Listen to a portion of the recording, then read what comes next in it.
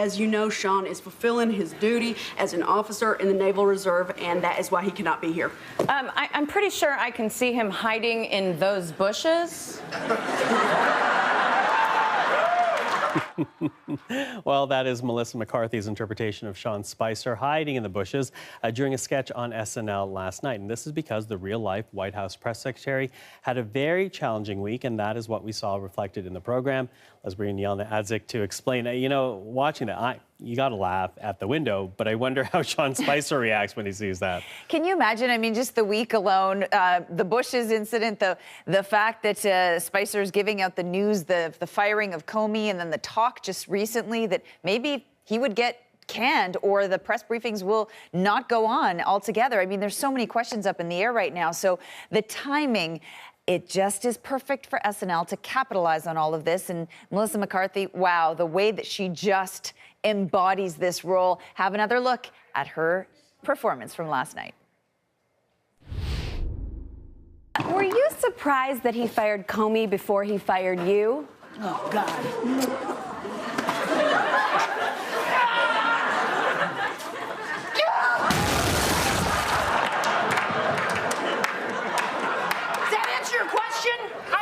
I hope to God it killed her. Little anger there, but then love was in the air. Have a look at this. Sean, kiss me. I can't. I have a wife. I took vows. No, I'm famous. It's okay. No, wait. Is this like The Godfather when you kiss me and no one ever sees me again? Yes.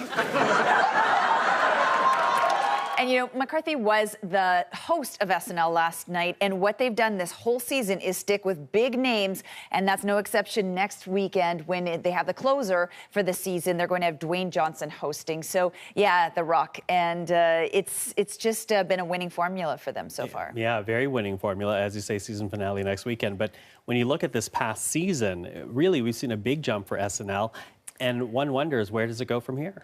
Well, you know, to think about that, we got to go a little bit further back because, Michael, if you remember, a little over a year ago, Trump himself hosted Saturday Night Live, much to the dismay of many people who felt that it was inappropriate. At the time, he made derogatory comments about Mexicans. And then what we had was a turning point in terms of SNL's life, its ratings and its relevancy when the debates happened. We all remember the first time, many of us do anyway, when we saw Alec Baldwin embrace that role as Trump, and there you see Kate McKinnon as Clinton, and those debates, that was pivotal. After that, Baldwin set a 5-year ratings record for that sketch show. It was up 22% in total viewers over the last year, so 10.6 million versus 8.6 million the year before. And you think of all the cast of characters they had, Putin there often, you know, repeatedly, week after week, kind of poking at that relationship between the U.S. and Russia. And then, you know, when I mentioned Kate McKinnon earlier, it can't be overstated. Her role, here she is singing Hallelujah. A lot of people remember that shortly after the inauguration. They had on comedian Dave Chappelle. He was talking about race relations. They tried to stay so current to the events of that particular day, in some cases the actual day on Saturday. And then it's been incredible to see Kate McKinnon embrace these different roles. Kellyanne Conway, a lot of people were watching her to see her in this particular role. So I'm going to give you a little bit of a flashback now of her playing Kellyanne Conway. Do you have that dinner with Mitt Romney tonight? Do I have to? Yes, sir. Well, then can we at least have a picture of us together where he looks like a little bitch? Okay. I'm ready to start this briefing. Oh, okay. But wait, where is my chief strategist, Steve Bannon? I can't start without Steve Bannon. He's walking in right now.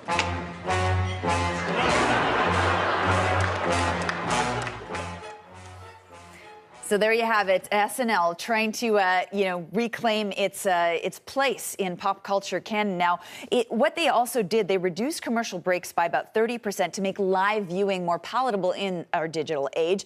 And they also did a lot of sketches where they'd be more apt to be shared socially. You're thinking about Scarlett Johansson taking on Ivanka Trump as a perfume ad, implying that she was part of all of this. And so they've really made a lot of different changes, and so much so that now we're seeing NBC announcing, earlier we saw a summer primetime spinoff of sorts. This is for Weekend Update. Also earlier in April, based on the popularity, NBC broke 42 years of tradition and decided to make the West Coast and the East Coast have a show air at the exact same time, so all of North America could actually watch live. That had a lot to do with social media too, because the punchlines were being spoiled by social media, people sending them out. So a lot of changes for SNL. So it's certainly stayed relevant now, and it'll be fascinating to watch what happens in the future, because how could real life get any more absurd in some ways? Absolutely, Anna. Thank you. We'll see you soon, Michael.